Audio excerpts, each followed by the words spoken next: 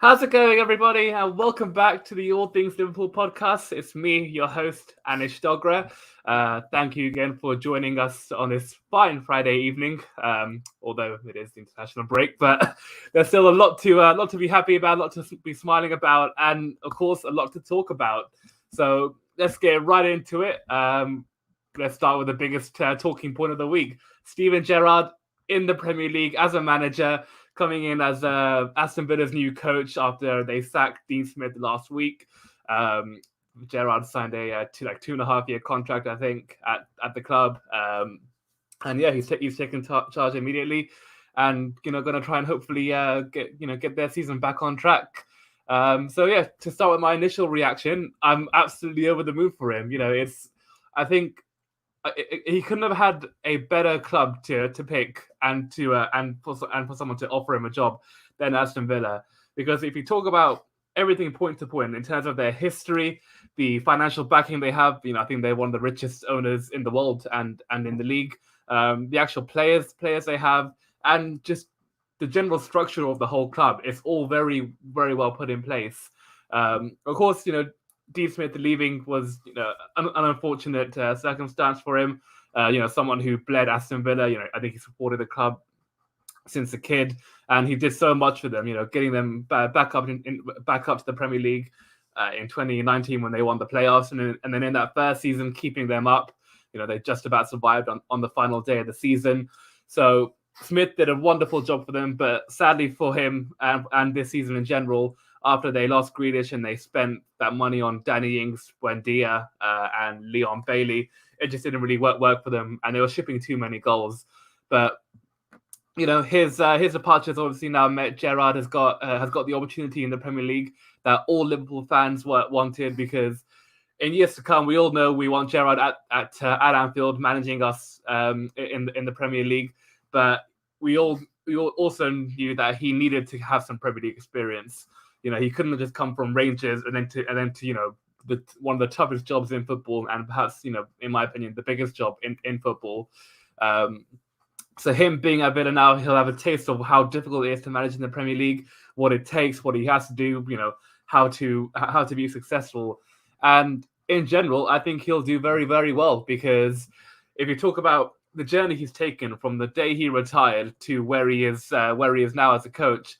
He first came in at the into the Liverpool under-18 squad. He worked with Curtis Jones, who's now one of our main players in the team, and he had really good experience of managing at a less pressured environment.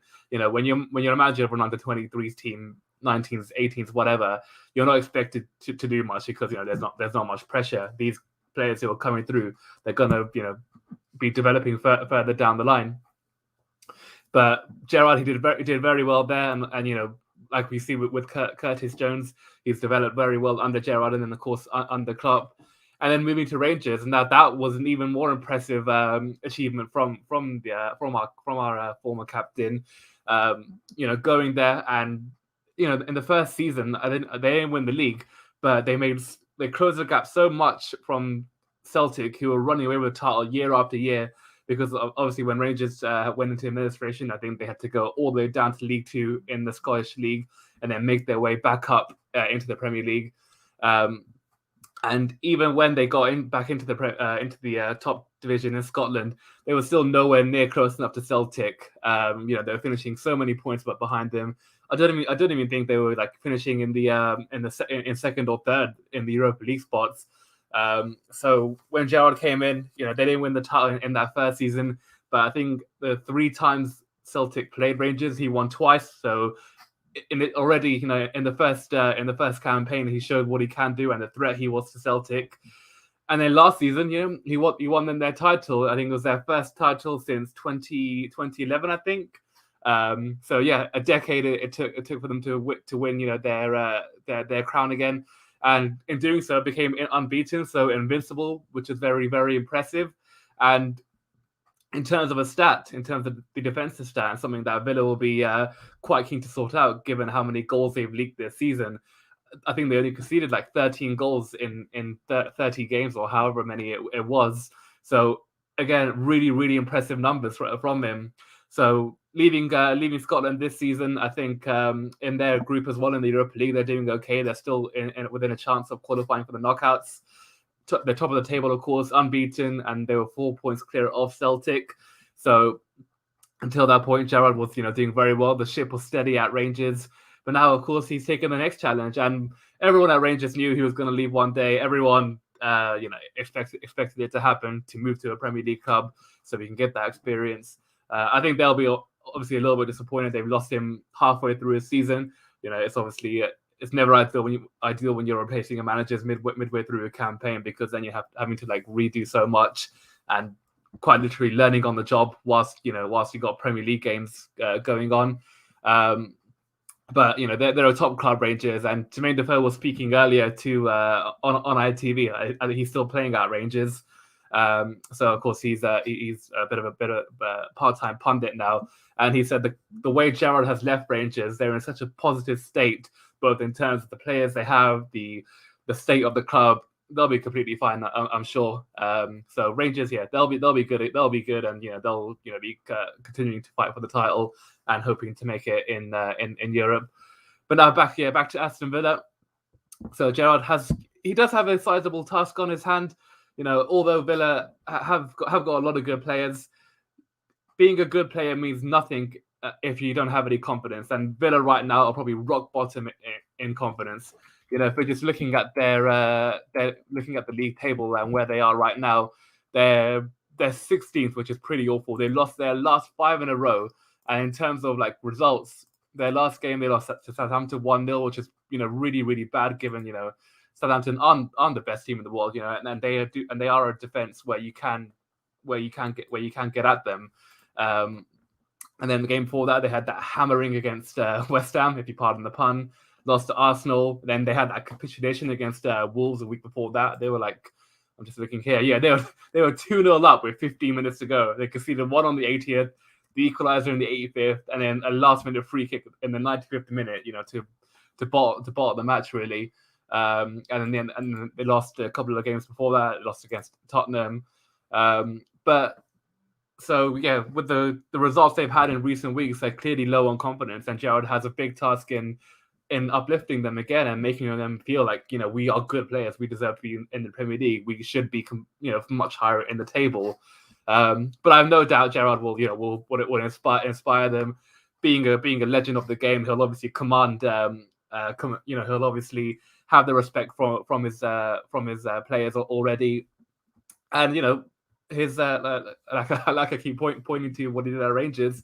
He's clearly got the know-how of winning. So it's not like he's coming into his first job in football, and the players have to trust him immediately. They can see what he's done at Rangers, and they will believe that he can do the same for them at Villa.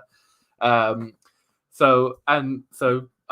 do expect Gerrard to do well there. And in terms of his next fixtures coming after the international break, so we're in a break right now. He's got, let's have a look here quickly. So Brighton will be his first match next Saturday at 3:00. Then he's up against Palace the week before that. So 2 tough games. Brighton have done very well this season. I think they're still somewhere up there in the top 7. And against us, they got that draw at Anfield where they probably should have won. So it won't be an easy game there. But being at home will obviously be a big boost for him. Having that 40,000 crowd, having the whole tent, cheering the team on, giving them support, and a great atmosphere on his first game. It'll be fantastic for him if he can get up to a winning start. And then Palace the week after, very difficult match against Patrick Vieira. They're absolutely flying right now. He's again someone who's coming in as a legend of the game, doing very well now as a manager. So Palace, they're brilliant right now. And then it doesn't get easy at all in December. They're up against Man City midweek. Then they've got a Midlands derby against Leicester on the 5th. And then the week after, the big one, Gerrard's first trip to Anfield as a manager. No doubt he'll get a wonderful, wonderful reception. We'll sing songs about him. We'll be chanting his name, providing Villa aren't winning. But yeah, it will be a very emotional and very poignant day for him to be back at Anfield as an opposition coach. and one, that we're all looking forward to. Us as Liverpool fans will, be so excited to see Gerrard back in the back at Anfield. Obviously, the Villa fans will be hoping that he can spoil the day and take 3 points away from them. And of course, we'll be so happy to see our iconic captain back at the club. So I think that's their next 5 fixtures, and other than the Liverpool game, I really hope they do well in all those matches, and it will be great if they can obviously take some points from our rivals, up against Manchester City. They also got Chelsea in that month, so Gerrard, of course, he'll want Liverpool to do well in the league. He'll want to try his best to help us win the title. So up against Man City and against Chelsea, no, undoubtedly he'll be doing his absolute best to make sure he can get any point off them. So touch wood, things go well for him. He does a great job at Villa. And then the way things have worked quite funnily is that he's on a 2.5-year contract, which will take him up to the summer of 2024 if he doesn't extend his deal. And Jurgen Klopp also, who has got 2.5 years on his contract, again taking him to the summer of 2024, could be leaving by then. And I expect him to leave by then because by that summer it would have been nearly 9 years at Anfield. So by then, I'm pretty sure he would have wanted to break. Of course, I wanted to stay for a long time, but the way he is, I think he'll want to eventually leave at 2024. So it could bode very well in terms of timing. So if Gerrard does well in the next 2.5 years, if he keeps gives Villa into a mid-table finish this season, and then hopefully a European place in the next year or two, then I think he could be ready to come to Anfield if he keeps on making strong progression. So let's watch this space and hope that he does well. Now on to our next topic. We've got the West Ham game that I'm reluctantly going to review. So sadly, it was our first defeat of the season. We came away with a 3-2 defeat at their ground, ending our 2020. It was the 26th game, so ending our 26th game unbeaten run. That's our first defeat since April, I think. A real tragic loss, I guess. Not tragic, but a real disappointing loss to have not come away with 3 points, and of course continue our unbeaten record. Sorry, excuse me. Against West Ham, it was just a really bad day in the office, like a really bad day. Everything that we've built over the last few years under Klopp, being strong, physical, aggressive, hardworking, difficult to score against, we were the complete opposite in that game. The 3 goals he conceded, they were goals that were happening under Brendan Rodgers in 2013, 2014, and 2015, and under Klopp in the early years pre Van Dijk and Alisson. The set pieces, I was losing my mind. I was like, what the hell am I watching? I've not seen this since those days. Alisson for the first goal, some people say it should have been a foul. Not for me. If that was a Liverpool corner and we scored a goal like that in their half, then I would have been furious if that was disallowed. So for me, the goal was right to stand. And I'm not quite sure why Alisson, was so weak on it. He's come up against really difficult moments, dealing with corners, and he's usually dealt with them so comfortably. I remember against Burnley a couple of years ago, in fact, in Alisson's debut season, there was one moment we were 2-1 up in the 90th or 93rd minute or whatever. It's like the last kick of the game. They put the ball in, and then someone I think it was Ben Mee who put in a really good header. Firstly, he makes an unbelievable save from the corner, and not only that, he gets up quickly, and even as players try to crowd him, he just jumps in the air and catches it like it was no difficult task at all. So from then, to go to what he did against West Ham, it was just a really poor afternoon from the keeper. I'm not going to go into too much on him because without him we wouldn't have won the Champions League, we wouldn't have won the Premier League, the Club World Cup, and Super Cup. So he can have a bad day in the office. It all happens to every top keeper.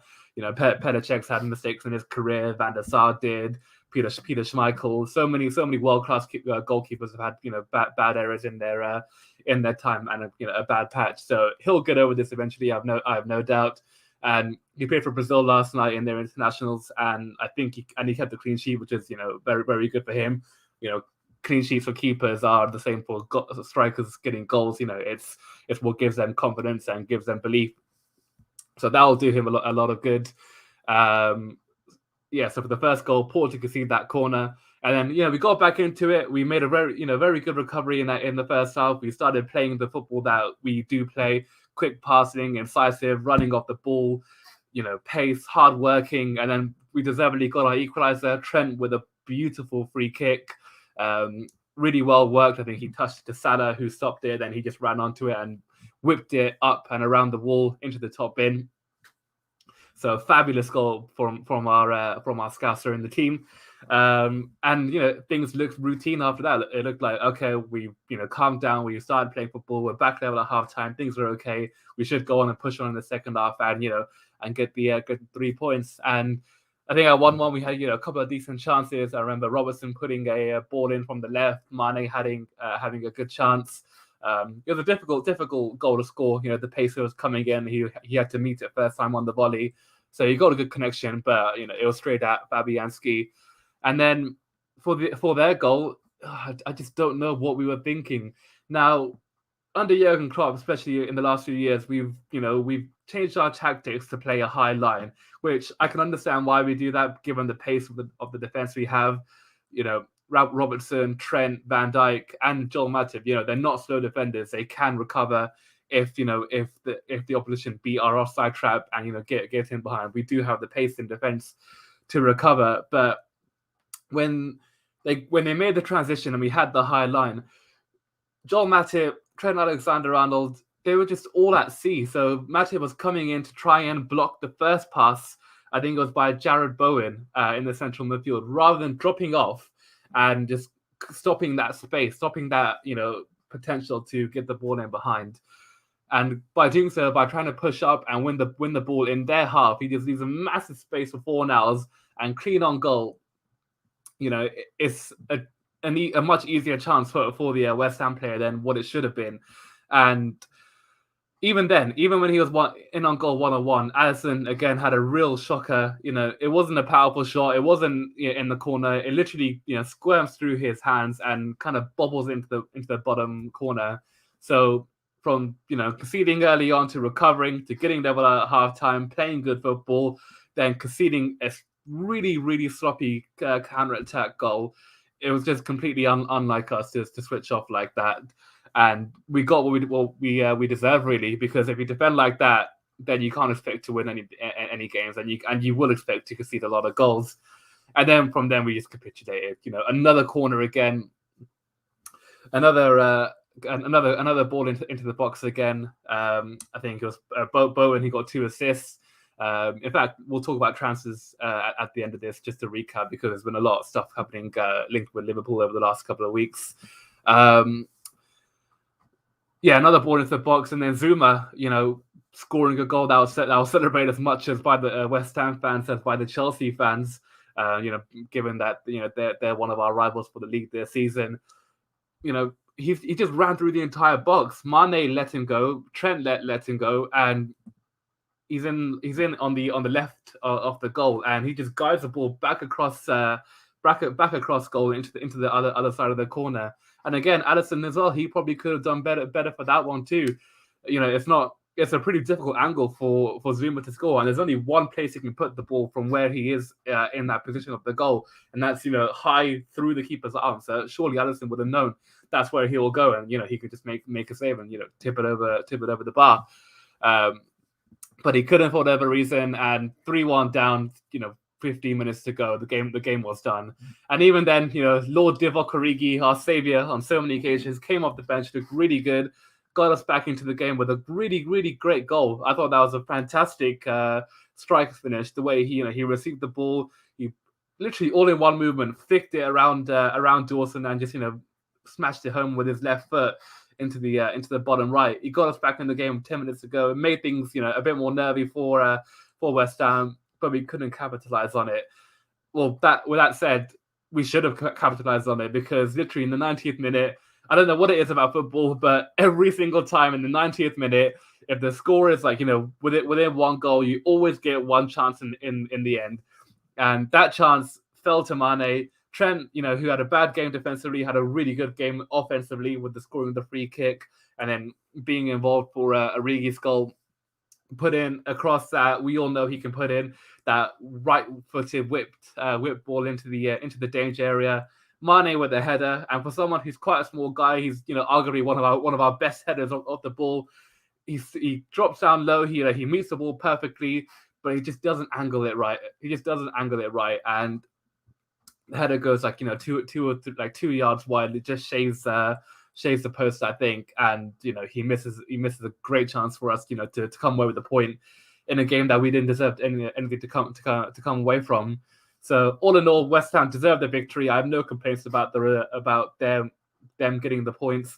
I'm just disappointed with how we played in that game, but it's still early in the season. We've only played 11 games, and I'm never too annoyed about dropping points in this part of the season. So from the first games in August to the international break, then in September, then in October, leading up to the next internationals, because it's a lot of stop-start. It's not many games in a row. You're only playing like one Premier League game a week, so you're able to okay, you can drop points. But it's fine. You can make up for it the following week.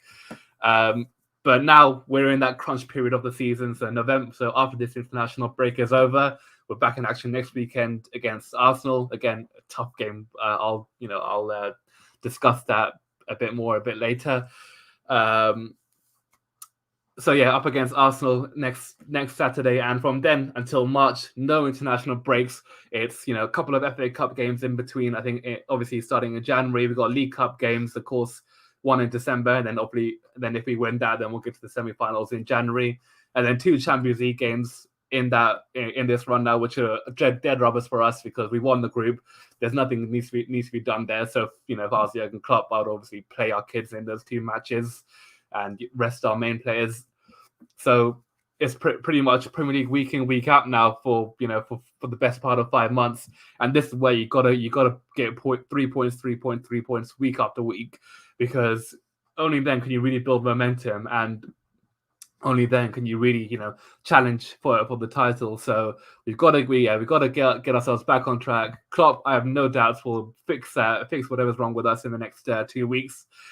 Thankfully, Joe Gomez, Joel Matip both stayed back from international duty, so they'll be able to come up to scratch, get up to scratch, and hopefully shore up our defenses in the next weeks. Same with Konate, of course, as well. And then obviously when Trent comes back, when Robertson comes back, and Van Dijk, they will obviously sharpen up as well. And not only that, we should have a few players back from injury. So I think obviously we played a midfield on against West Ham with Hendo, Fabinho, and Ox. Thiago came back off the bench. He looked terrible, but now we've got 2 weeks of training. He'll hopefully get up to speed. Milner, I think, will be back after the international break. So will Curtis Jones. So we'll have more options in midfield again, which will be very good.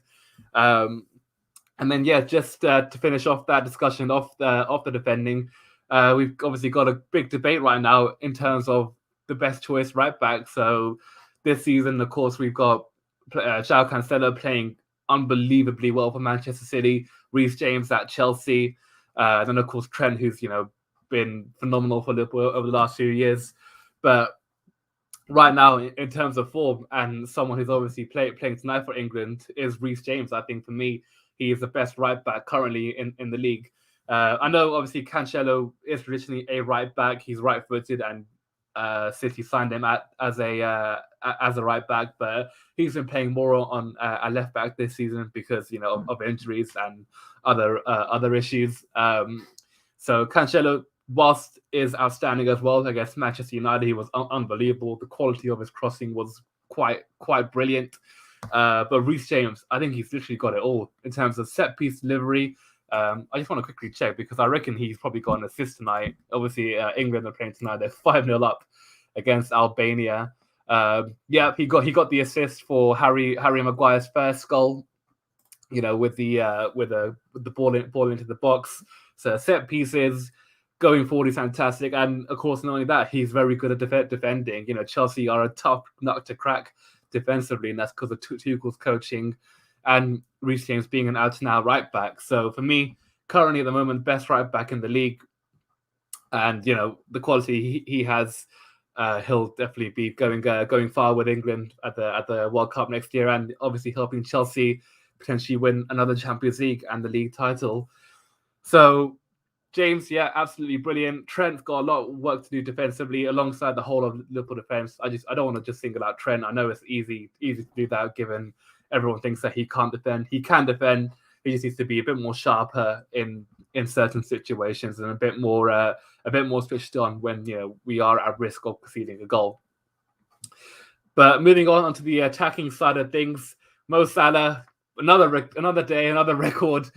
This time winning the Premier League Player of the Month award. An unbelievable October he had. I was just seeing a stat earlier that in the 5 games that Mo Salah played in, 4 games Mo Salah has played in October. Sorry, again. In the 4 games he's played in October, he's got 5 goals and 4 assists, so 9 contributions in the month, including that wonder goal he scored against Man City and against Watford the following week, and of course the hat-trick at Manchester United. But the biggest stat that I saw of all was that only in 9 goal contributions in 5 games, he's become the most prolific player in a month to get that number, with only one player to have bettered that, which was Mo Salah in his debut season in January 2018 or December 2017. It was one of those 2 months. In that month, he got 10. So again, just showing how good he is. He's just simply unplayable right now. I know he's not scored in the last couple of games, but he looked good against West Ham. He was great against Atletico Madrid in midweek. I thought he was literally unplayable. They couldn't stop him at all. So for me, he's thoroughly deserving of that award, and someone who will hopefully be carrying on that form for us until he leaves in January for the African Cup of Nations. And of course, we've still got his issue over the contract, which I'm not sure if it's going to be done. In fact, moving on from Salah winning that Player of the Month award, a brilliant achievement for him, and hope and long may he continue for the rest of the season. I kind of am resigned now that he will be leaving the club next summer. I can't see us, coming to terms with the contract demands. Obviously, we don't really know how much he's asking for. Some say it's 500k. Some say it's 400k. Maybe we're only willing to offer 350 a week. But who knows? Who knows what the figure is? But the most important fact is that there is no extension on his deal yet, and given that he will be in the final 12 months next summer, I can see us cashing in, selling him to someone like PSG or Real Madrid, Barcelona, maybe if they have the funds. So it will be a real disappointment to see him go. But then on the flip side, in terms of players coming in, obviously we talked about Jude Bellingham, who has been linked with it, about him saying he's going to be a Liverpool player next summer. So hopefully that will ease the blow. And then in terms of actual attacking replacements, because you can buy Bellingham short, but he's not the same player as Salah. He's completely different from him.